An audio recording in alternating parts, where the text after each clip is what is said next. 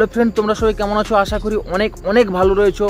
আমার নতুন চ্যানেলে ফার্স্ট ব্লগে আমি তোমাদের এমন কিছু জিনিস দেখাবো যেগুলো দেখে তোমরা সত্যি চিন্তায় পড়ে যাবে যে এই জিনিসগুলো কোথা থেকে পায়। তো এরকম একটা কিছু ইউনিক জিনিস দেখানোর আমি চেষ্টা করছি। তো প্লিজ তোমরা আমাকে সাপোর্ট করো।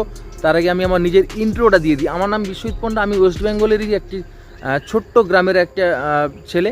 তো সেই গ্রাম থেকে আমি বিলং করি। তো আমি আজকে তোমাদের দেখাবো কিছু কিছু জিনিস, যে জিনিসগুলো দেখতে খুবই ভালো লাগে কিন্তু ভিডিও শ্যুট করতে খুবই মুশকিল লাগে। তো চলো। তো ফ্রেন্ড, আমি ফার্স্ট লোকেশনে চলে এসেছি। ফার্স্ট লোকেশনটাই হচ্ছে আমার একটা খুব সুন্দর জঙ্গল।